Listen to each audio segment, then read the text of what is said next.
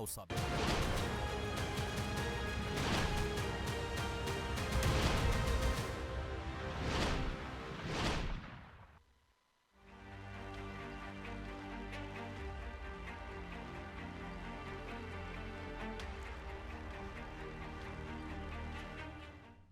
नमस्कार, मुद्दा तो है मैं आपका स्वागत है। मैं हूं आपके साथ ब्रजेश चौकसी। आज मुद्दा है राहुल का बिलाप, लेकिन हम बात करेंगे इस पर मचे सियासी बवाल की। ब्रिटेन में कैम्ब्रिज यूनिवर्सिटी से लेकर अप्रवासी भारतीयों के बीच जगह जगह राहुल गांधी अपनी बात कहने की बजाय मोदी सरकार की आलोचना करते दिखे। उनकी आलोचना का सार यह था कि भारत में विपक्ष की आवाज दबाई जा रही है। संसद में विपक्ष के नेता बोलते हैं तो माइक बंद कर दिए जाते हैं। राहुल ने नोटबंदी को विनाशकारी आर्थिक फैसला बताया और चीन से बढ़ते सीमा विवाद का मुद्दा भी उठाया। राहुल की विदेश में भारत सरकार की नीतियों की आलोचना से बीजेपी हमलावर है। बीजेपी का आरोप है कि राहुल गांधी बार बार विदेश की धरती से भारत को बदनाम कर रहे हैं। मुख्यमंत्री शिवराज सिंह चौहान ने कहा, राहुल गांधी ने ऐसी बचकानी बातें की जिससे देश का सिर शर्म से झुक गया। उनका विदेश में रोना कांग्रेस की हताशा, निराशा और मानसिकता को दर्शाता है। इस पर कांग्रेस ने भी पलटवार किया है। कांग्रेस मीडिया विभाग के अध्यक्ष के मिश्रा ने सीएम को आड़े हाथों लेते हुए कहा, बीजेपी के कई बड़े नेता विदेशों में जाकर भारत की खिल्ली उड़ाते हैं, लेकिन सीएम की अपने नेताओं के बारे में बोलने की हिम्मत नहीं है। लेकिन सवाल यह है, क्या विदेशी धरती पर सियासी टिप्पणी करना उचित है? और क्या राहुल गांधी के इन आरोपों से कांग्रेस को कुछ फायदा हो रहा है? आखिर राहुल इसके जरिए क्या जताना और बताना चाहते हैं, यह जानने की कोशिश करेंगे। लेकिन पहले देखिए यह रिपोर्ट।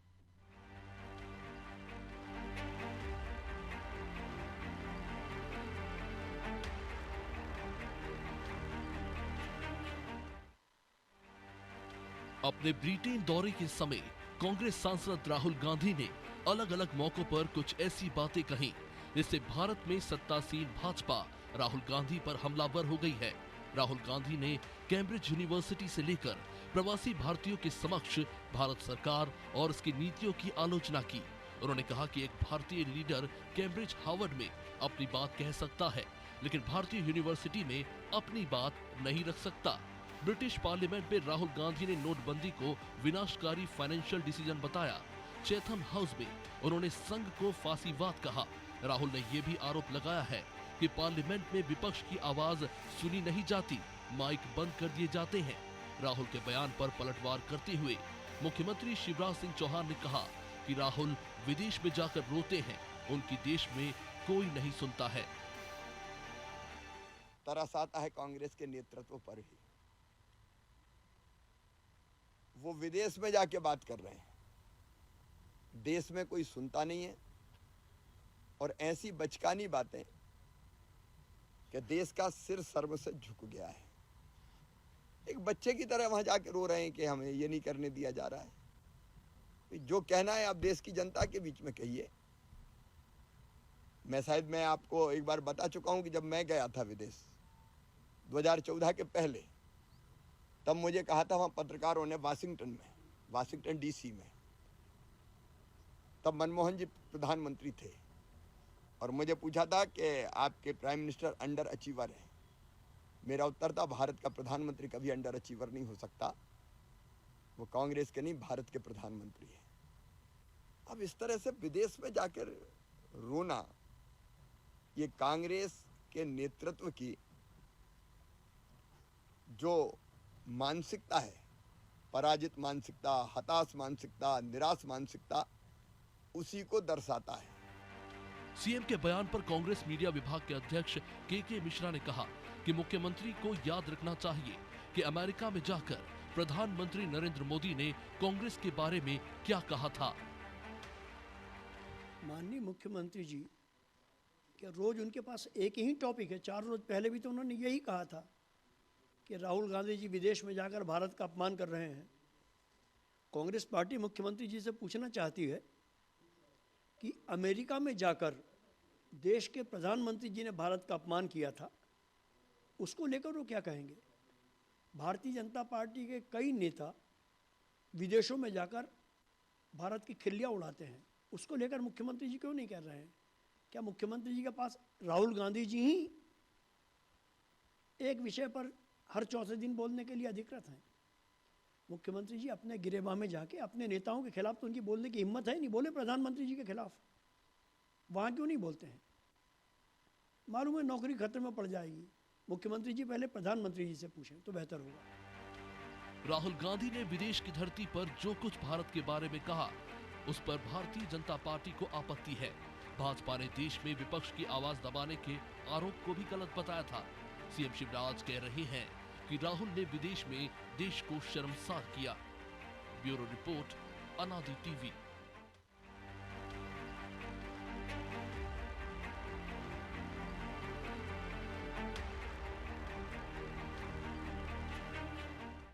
तो इस मुद्दे पर चर्चा के लिए हमारे साथ जुड़ गए हैं उमेश तिवारी, भाजपा विचारक हैं, डॉक्टर संदीप सबलोग, कांग्रेस प्रवक्ता हैं, और रमेश शर्मा, वरिष्ठ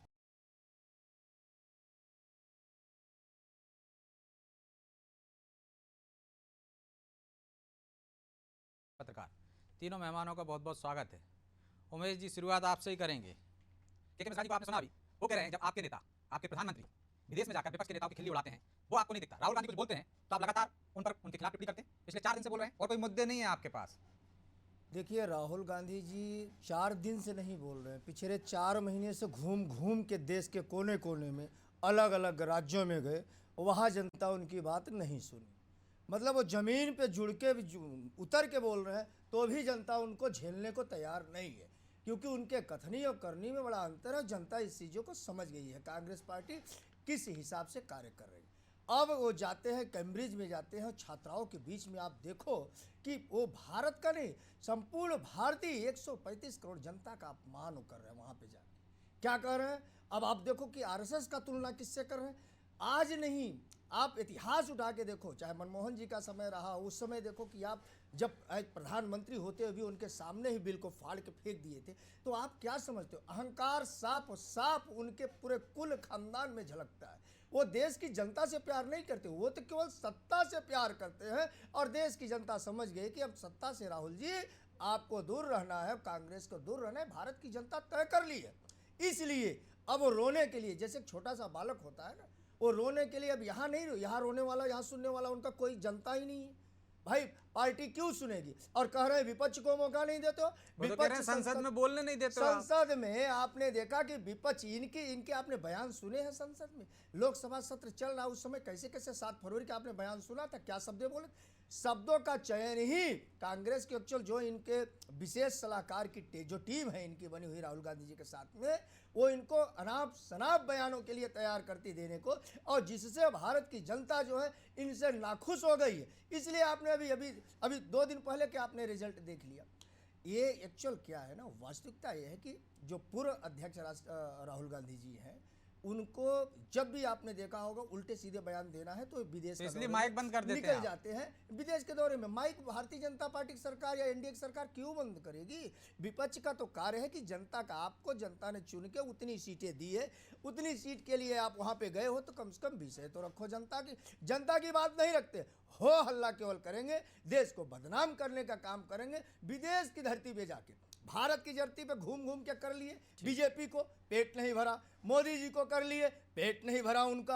अब वो जाते हैं, जब आपने देखा होगा, कोई ये लंदन की बात नहीं, ये जहाँ ये चीन भी जाते हैं तो भी उल्टे सीधे बयान दे के आएंगे। ये लंदन जाते हैं, युवाओं के बीच में जाते हैं तो भी आपने भारत में ही देखा होगा, चाहे जेएनयू में गए होंगे वहाँ भी, चाहे दक्षिण भारत में, ये बयान जानबूझ के ऐसा बोलते हैं कि जिससे भारत की जनता इनकी बातों में बरगला ले और आ जाए। लेकिन अब भारत की जनता जो युवा पीढ़ी वो समझदार होगी, इनको तो मूर्ख की संज्ञा देती है, इनको तो बचकानी हरकत जो करते हैं उसकी संज्ञा देने लगे। तो लौटूंगा मैं, दोबारा लौटूंगा आपको। संदीप जी, देश में आपकी बात कोई नहीं सुन रहा है, राहुल गांधी को कोई नहीं सुन रहा है, इसलिए विदेश की धरती पर आप इस तरह की भाषा बोलते हैं, देश को बदनाम करते हैं।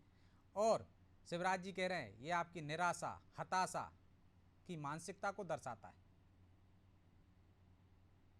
ब्रजेश भाई, मुझे बड़ा तरस आ रहा है माननीय मुख्यमंत्री शिवराज सिंह चौहान पे और उनके मुख के रूप में हमारे सामने बैठे उमेश तिवारी जी की सोच और बुद्धि पे, कि राहुल गांधी जैसा बुद्धिमान व्यक्ति जो विदेशों में पढ़ के आया, आप देखिए कि आपने मुझे आज अपने चैनल पे बुलाया या उमेश तिवारी जी को अपने चैनल पे बुलाया तो आपने कुछ क्वालिटी देखी होगी। भारतीय जनता पार्टी के किसी नेता में ये कुवत ही नहीं है कि विदेशों की धरती पे जाके और कुछ सकारात्मक या रचनात्मक बात करे।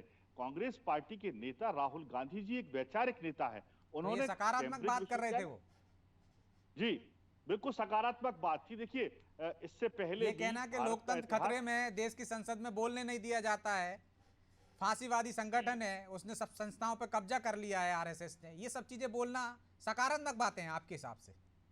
देखिए जो समय काल परिस्थितियां होती हैं, जो वहां पे सेमिनार हुआ 21वीं सदी की दुनिया और लोकतंत्र, लोकतंत्र पे बोलना था, तो लोकतंत्र में उन्होंने जो अनुभव किया कि भारत में कितने मजबूती के साथ, कितनी शिद्दत के साथ, कितने अच्छे विचारों के साथ भारत में लोकतंत्र स्थापित किया था। लेकिन आज हम देखते हैं कि लोकतंत्र का पूरा जो कंसेप्ट है वो भारतीय जनता पार्टी की सरकार खत्म करने पे तुली हुई है। लोगों को अभिव्यक्ति की आजादी खत्म हो चुकी है, लोगों के अधिकार छीन लिए गए हैं और सरकार तानाशाही तरीके से अपने निर्णयों को लादने का काम इस भारत में कर रही है। तो ये सारी चीजें अगर चर्चा की जाती है तो इससे भारत की सरकार को सीख लेना चाहिए। वह तो विधवा विलाप जैसे, वो मुझे तो लगता है कि इनको बरनौल अपने साथ रखना चाहिए कि राहुल गांधी यदि कुछ बोलते हैं तुरंत बरनौल उंगली में लगा के और लगा लेना चाहिए, तो क्योंकि देश लगातार आप में बोले देखिए। ना, देश की जनता को सुनाए ना, विदेश को सुना के क्या करेंगे? क्या अमेरिका को देखिए हस्तक्षेप करना चाहिए? पूरी दुनिया के सामने भारत एक मजबूत शक्तिशाली देश के रूप में स्थापित रहता आया है और यह काम हमारे पंडित जवाहरलाल नेहरू, इंदिरा जी से लेकर अटल बिहारी वाजपेयी जी को मैं उसमें शामिल करूंगा, उन्होंने इस देश को मजबूत बनाने का काम किया। लेकिन नरेंद्र मोदी जी ने इस भारत को मजबूर बनाने का काम किया है और अगर अंतरराष्ट्रीय स्तर पर इस बात को अगर उजागर कर दिया जाता है तो उसमें भारत की बेइज्जती मैं नहीं समझता कि कहीं ऐसी कोई बात की होगी। मैं तो आपसे भी कहना चाहता हूं कि अमेरिका गए थे प्रधानमंत्री जी, उस समय उन्होंने भारत के बारे में क्या कहा था। जापान गए थे, मैं उदाहरण सहित आपको सुना देता हूं कि पिछले जन्म में क्या पाप किया था जो हिंदुस्तान में पैदा हुए, ये कोई देश है, ये कोई सरकार है, ये कोई लोग हैं। इस तरह की ओछी भाषा का प्रयोग हमारे माननीय प्रधानमंत्री जी ने विदेशों की धरती पर किया है। उस समय इन भारतीय जनता पार्टी के लोगों को शर्म महसूस नहीं हुई, उस समय इनको नहीं लगा कि नहीं ये भारत की बदनामी करने के लिए हमारे मोदी जी गए हुए हैं और प्रधानमंत्री रहते हुए उन्होंने इस तरह की बातें की हैं। तो अगर संवैधानिक प्रमुख अगर इस तरह की कोई बात करता है और भारत का कोई राजनीतिक दल का प्रतिनिधित्व करने वाला व्यक्ति अगर भारत की राजनीतिक व्यवस्था को लेकर चर्चा करता है, विश्व मंच पे लाता है, तो आपको उससे सीख लेना चाहिए कि कैसे हम भारत के विश्व मंच पर तो वो अपनी तो राजनीति अपने को ही ठीक मंच पे करें। कह सकते थे ना, विदेश के मंच पर क्यों? मैं लौटूंगा आपके पास संदीप जी। जी रमेश शर्मा जी जी, हमने देखा इस देश में कि मनमोहन जी अटल बिहारी वाजपेयी को भेजते हैं विदेश में प्रतिनिधि बनाकर, इंदिरा जी भी ऐसा करती रही हैं, विपक्ष के नेताओं को बनाकर भेजती रही हैं, अटल जी ने भी भेजा, चाहे सोनिया गांधी को भेजा हो, चाहे अहमद पटेल को भेजा हो। तब विदेश में जाकर देश का नेता, चाहे वो पक्ष का हो चाहे विपक्ष का हो, एक सुर में एक बात बोलते थे। लेकिन अब माहौल बदल गया है, चाहे सत्ता पक्ष की बात करें या हम विपक्ष की बात करें, देश को क्या राहुल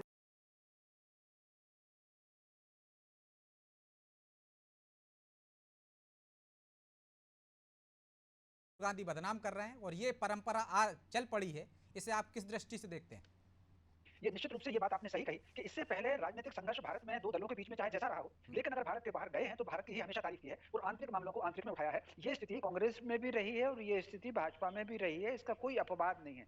हाँ, कुछ वामपंथी दलों के नेताओं ने जरूर बाहर जाकर के भारत की कुछ आलोचनाएं की हैं, वो अपवाद स्वरूप उसको हटा दे। बाकी ये जो दो बड़े दल हैं, जनसंघ भी रहा है, भारत कांग्रेस रही है, अब भाजपा है, ये लोग कभी ऐसा नहीं करते थे। इसके अलावा एक और बात मैंने देखा है कि राजनीतिक जब देश के भीतर जो राजनीतिक संघर्ष होता है उसमें भी पर्सनल आक्षेप बहुत कम लगते रहे हैं। बिल्कुल। केवल जो भी बात होती थी वो नीति और सिद्धांत की ही बात होती थी कि क्या चीज हटाई जाए, क्या चीज बढ़ाई जाए, इसी पर बात होती थी। लेकिन इस बीच में नीति सिद्धांत कम और व्यक्तिगत आक्षेप और आरोप जो है वो मैं इनको इसकी झलक दोनों दलों में देख रहा हूं। तो मैं समझता हूं भारत के बाहर भारत की आंतरिक स्थिति की बात, चाहे वो भाजपा के लोग हों, वो कांग्रेस के लोग हों, वो प्रधानमंत्री जी हों, वो राहुल गांधी जी हों, इनको वहां जाकर के नहीं करना चाहिए। इससे देश की गरिमा खत्म होती है। अब लोकतंत्र की जहां तक बात है, मैं समझता हूं भारत ने लगभग 1000 वर्ष की दास्ता के बाद आंख खोली थी 15 अगस्त 1947 को, और हमको बहुत सारी चीजों का अनुभव भी नहीं था। लेकिन फिर भी आप देख लीजिए इस बीच में 75 वर्षों में केवल 1.25 वर्ष का समय हम माइनस कर दें, 75 वर्षों में जो आपातकाल का था उसको छोड़ करके भारत में कभी भी किसी भी प्रधानमंत्री के काल में लोकतंत्र पर कभी संकट नहीं रहा। इंदिरा जी का भी आप 2 कार्यकाल के इतने लंबे समय है, निकाल दीजिए और 15-17 महीने ये पौने पौने 2 साल के। बाकी उनका कार्यकाल भी लोकतंत्र के युक्त था और देश को मजबूत करने के उनके भी फैसले रहे हैं। मोदी जी के फैसले भी देश को मजबूत करने के फैसले रहे हैं। तो मैं समझता हूं देश निश्चित रूप से मजबूत हो रहा है। और इस समय जबकि हम लोकतंत्र पर खतरा पाकिस्तान में देख रहे हैं, लोकतंत्र पर खतरा हम बांग्लादेश में देख रहे हैं, कंबोडिया में देख रहे हैं, रूस में देख रहे हैं, यूक्रेन में देख रहे हैं, ऐसी स्थिति में लोकतंत्र की अगर खतरे की बात हो तो चीन में तो लोकतंत्र है ही नहीं। बिल्कुल। अगर वो तो उन देशों को उधर दिया जाना चाहिए। मैं समझता हूं अब जो हो गया उसको कुछ नहीं कहा जा सकता। आगे के लिए दोनों ही राजनीतिक दलों को और सभी बड़े नेताओं को इस बात पर बचना चाहिए कि देश के बाहर जब भी बात करें तो देश की प्रतिष्ठा की बात करें, गौरवशाली संस्कृति की बात करें, युवा पीढ़ी की बात करें, हमारी क्षमता की, प्रतिभा की, दक्षता की बात करें। यही बात की जानी चाहिए। तो तिवारी जी, बात तो यही की जानी चाहिए, चाहे वो आप करें चाहे आपके विपक्ष के नेता करें, लेकिन हो नहीं रहा है। दोनों तरफ से गरिमा खत्म करने की एक तरह से होड़ मची हुई। आपके नेता जाते हैं वो भी इस तरह की भाषा बोलने लगे, पहले ऐसा नहीं बोलते थे। तो यदि वो बोल रहे हैं तो आपको आपत्ति होती है, कहते हैं कि देश को बदनाम कर रहे हैं, और आपके नेता बोले तो बहुत अच्छा है। नहीं, भारतीय जनता पार्टी के कोई ऐसे लीडर जो है डायरेक्ट जो है व्यक्ति विशेष पे टिप्पणी किए होंगे, लेकिन देश में नहीं की। यहाँ तो देश के लोकतंत्र को ही सीधे सीधे खतरा बताया जा रहा है। भाई क्या होता है, आपका ठीक है, आपका विचार धरातल पे है, आपके विचारों से जनता नहीं प्रभावित हो रही है, वह अलग विषय है। राहुल जी पूरा यात्रा निकाल लिए, हर जगह गए, अब जनता उनकी नहीं सुन रही है, तो इसका मतलब ये थोड़ी है कि आप जाओगे और लंदन में बैठ के कैम्ब्रिज में छात्राओं के बीच में और प्रेस कॉन्फ्रेंस करके आप ये कहोगे कि नहीं नहीं भारत का लोकतंत्र कार्य नहीं कर रहा है, भारत में तानाशाही चल रहा है, भारत के संसद में हमको बोलने नहीं दिया जा रहा। ये कोई तरीका थोड़ी। और आप ब्रिटेन और अमेरिका से आप गुहार लगा रहे हो। अरे यही तो मोदी जी गलत क्या बोले थे उस समय, मनमोहन जी प्रधानमंत्री थे तो मोदी जी यही तो बोले थे वहाँ जाके। आप यह देखो कि अभी कह रहे हैं जो है मोदी जी को हर देश जो है पलक पावड़े बिछा के जो है मिलता है, ऐसा कोई प्रधानमंत्री में भारत का इतिहास जितना मुझे जब से मैं जन्म हुआ है, लगभग 47 वर्ष का मैं हो गया हूँ और 30 वर्षों से निरंतर ये कार्य कर रहा हूँ, निरंतर देख रहा हूँ टीवी चैनलों के माध्यम से, न्यूज़पेपरों में। एक चीज़ बताओ, ऐसा कोई मान बढ़ाया था क्या? बहुत सारे रहे, सब सम्मानीय रहे प्रधानमंत्री, लेकिन आज के समय में जो विश्व परिप्रेक्ष्य पे आप देखेंगे तो प्रधानमंत्री जाते हैं तो पलक पावड़े, कोई भी देश में जाते हैं वहाँ का राष्ट्राधीश या वहाँ के प्रधानमंत्री जो है वहाँ पे पलक पावड़े बिछा के मिलने जाते हैं। भारत का गौरव बढ़ा है, भारत का मान बढ़ा है, भारत का सम्मान बढ़ा है। 135 करोड़ जनता यह जानती है कि हाँ कोई देश का प्रधानमंत्री है, उच्च शिखर पर बैठा, उस देश सब बात मान रहे। लेकिन यही जो है आप कहेंगे कि अब आपकी बात भारत के लोग नहीं मानेंगे तो अमेरिका वाले मानेंगे। आपको जो दिक्कत है, जो परेशानी है, आपको जनता ने चुन के बैठा, आप लोकसभा में बोलो ना, संसद सत्र चल रहा है या अन्य सत्रों में, उसमें आप बोलो, आप वहां नहीं बोलते, लेकिन आप रोने के लिए वहां उस धरती पे जाओगे। प्रधानमंत्री जी, भारतीय जनता पार्टी को कौन ऐसा लीडर, क्योंकि वहां पे बोलने पर ज्यादा हल्ला होता है ना, सुनवाई ज्यादा हो जाती है। यहाँ बोलते हैं तो आपके कानों पे जू ही नहीं रहेंगे। नहीं ब्रिजेश जी, यहाँ की सुनवाई है, वहाँ के भी लोग जानते हैं, वहाँ के भी लोग जानते हैं कि भारत, अच्छा कोई अन्य देश ये नहीं चाहता कि भारत जो है एकजुट रहे, वो सब जानते हैं, इसी का तो फायदा उठाते हैं वो लोग। और यही चीज को ये नस पकड़े हुए है और ये चीन में भी जाके बोलते हैं, जानबूझ के प्रोपेगेंडा बोलते हैं। भैया भारतीय जनता पार्टी एनडीए की सरकार ने कौन सी ऐसी भूमि जो है कब्जा करा दी है चीन से? हमारे सेना जो है डटे हुए हैं मैदान में, सेना हमारी निरंतर जो है अगुवाई कर रही है, लड़ रही है, समझ रही है, समझा रही है। भैया क्या तो संदीप जी, कभी आप सेना का मनोबल गिराते हैं कि चीन आप पे हमलावर है, आपसे मजबूत है, आपकी जमीन पे कब्जा कर लिया, कभी कहते हैं लोकतंत्र खतरे में है, वहाँ पे दोयम दर्जे की तरह देखा जाता है मुस्लिमों को, सिख को, ईसाई को। तो ये देश को बदनाम करना नहीं है। नेताओं की खिल्ली उड़ाना एक अलग बात है। आप प्रधानमंत्री की व्यक्तिगत खिल्ली उड़ाइए, बीजेपी के नेताओं की व्यक्तिगत खिल्ली उड़ाइए, लेकिन देश के बारे में तो मत बोलिए जिस तरह से दुबे जी ने भी कहा। धर्म या संस्कृति या सेना को लेके राहुल जी ने विदेशों में जाके कभी कोई बात की हो। अभी मेरे मित्र तिवारी साहब जो बोल रहे हैं कि चीन की जमीन के अंदर, भारत की जमीन के अंदर चीन आ गया, ये सेना के और रक्षा के और विदेशों के जो हमारे भारत के एक्सपर्ट हैं उनका ये कहना है कि 10 किलोमीटर अंदर तक चीन हमारी सीमा में आ चुका है और बहुत सारे घर मकान भी बना लिए है। इसके वीडियोग्राफ भी लगातार टीवी पर आए। खैर वो बात छोड़िए, मतलब विदेशों पे भरोसा है आपको, उन्हीं की एजेंसियों पे भरोसा है? विदेशी नहीं, भारतीय एजेंसियों की मैं बात कर रहा हूँ, विदेशी एजेंसी की बात ही नहीं कर रहा हूँ। भारतीय एजेंसियों ने ही इस बात को स्वीकार किया है और मीडिया में इस बात को लगातार उछाला भी गया है नहीं कि संदीप चीन जी, हमारी एक सीमा के अंदर आ भी चुका है। विदेशी, अब आप देखिए ये संदीप बताइए जी, डॉक्टर ब्रजेश जी, ये बताइए बिल्कुल आप, आपकी अगर यह कोई जो हमारे बयान है घर में बिल्कुल घुसता गलत है। है, एक हमारे भी घर में एजेंसी घुसने ये की नहीं कोशिश स्वीकार की करता है। तो अभी आप क्या चैनल हम के इस माध्यम बात से की भी यही गलत आपत्ति चीज कर रहे हैं घर संदीप की जी। बालकनी पे खड़े होकर करते देखिए हैं, जो तो आपको असत्य क्या है दिक्कत उसको बार बार लेकिन दोहराने जो से बात सत्य सच है, नहीं उसको होगा। स्वीकार ये केवल करना राहुल चाहिए। गांधी जी कह देखिए, सकते हैं और आप लोग कह सकते हैं, क्योंकि आंखें देश दिखा रहा है, प्रेम आपको चीन नहीं है। हमारी देश अर्थव्यवस्था प्रेम हो तो को सेना तोड़ने से की आप कोशिश प्रेम करता है। करेंगे, वो अब अपने चीन हृदय को बढ़ाने न्यौछावर के करके लिए देश के लिए अपने प्राण आहुति देने को तैयार बैठे, और आप उन्हीं सेनाओं के अपमान करते हो आप लोग। तो आप सोचो कि देश को आप धर्म संकट में डालते हैं कि नहीं डालते हैं। आप अपने कार्यकाल को जानिए, लगभग 55 से 58 उम्र से आपने निरंतर राज्य किया इस देश में, लेकिन आपने क्या किया, इस संस्कृत को नष्ट करने का प्रयास किया। राहुल जी क्या जाने हमारे संस्कृत को, राहुल जी कैम्ब्रिज आप विदेशों में पढ़े हैं, आ क्या जाने वो दीजिए, समझे उनकी हमारे बात आ जाने संस्कृत दीजिए को? तिवारी जी, उनकी बात आ जाने दीजिए। ये होती है कि सच को सुनने का साहस भारतीय जनता पार्टी के नहीं लोगों नहीं में साहस होता। है, लेकिन क्योंकि कोई तथ्य तथ्य सामने तथ्य आप सत्य बोलेंगे तो सुनेंगे, आप असत्य बोलेंगे तो नहीं सुनेंगे। तो भाषण की रिकॉर्डिंग करके यहाँ चैनल पे भेज दीजिए कि हम लोग सुन लिया करेंगे, क्योंकि आप तो यहाँ भाषण देने आए हैं, कोई नहीं नहीं डिस्कशन करने संदीप थोड़ा तिवारी जी, जी, बात आने आप दीजिए। अपने हृदय से तिवारी मैं भाषण नहीं दे, अपने हृदय से आप पूछिए कि भारत का मान बढ़ा है, सम्मान बढ़ा है कि नहीं बढ़ा है 2014 के बाद से। तिवारी या जी, मुद्दों से भटक का काम करते हैं। लेकिन आप देखिए आज आपके मुख्यमंत्री शिवराज सिंह चौहान जी जिन मुद्दों पे बात करना चाहिए थी, आज पूरे मध्य प्रदेश में देखिए कि अतिवृष्टि ओलावृष्टि से किसान की आंखों से खून की आंसू बह रहे हैं, उस पर तो बोलने का उनको समय नहीं है। पहले बोलते थे कि किसानों की खेत में जाके कीचड़ में जाके तो वही तो कह रहे हैं, राहुल गांधी भी देश की समस्याओं पे बात करें ना, देश के अंदर बात करें, विदेश में जाकर क्यों बात करते हैं। बहरहाल अब समय इजाजत नहीं देता संदीप जी, इसलिए माफी चाहता हूं, आपको रोक रहा हूं। चर्चा को यहीं विराम देना होगा। आप तीनों मेहमानों का बहुत बहुत धन्यवाद। तो कम से कम देश के नेता, चाहे वो पक्ष के हों या विपक्ष के हों, विदेश की धरती पर देश के लोकतंत्र, देश की संविधान के बारे में और देश के प्रधानमंत्री के बारे में तो कम से कम अच्छा ही बोलना चाहिए। विरोध करने के लिए देश की जमीन है, देश के लोगों को, क्या आपके देश के लोग आपकी बात नहीं सुन रहे हैं? लोकतंत्र परिपक्व हो रहा है, जिस तरह से रमेश शर्मा जी ने भी कहा, चाहे वो कांग्रेस का शासन हो, चाहे बीजेपी का शासन हो, चाहे अन्य दलों की सरकारें रही हो, लगातार लोकतंत्र मजबूत हो रहा है। लेकिन विदेश की धरती पर लोकतंत्र के बारे में इस तरह से टिप्पणी करना निश्चित तौर पर जायज़ नहीं है और वो किसी को नहीं करना चाहिए। देश के मामले पे विदेश की धरती पर एकजुट होना चाहिए। बहरहाल मुद्दा तो है, इतना ही। मुझे दीजिए इजाज़त और आप देखते रहिए अनादि टीवी। नमस्कार।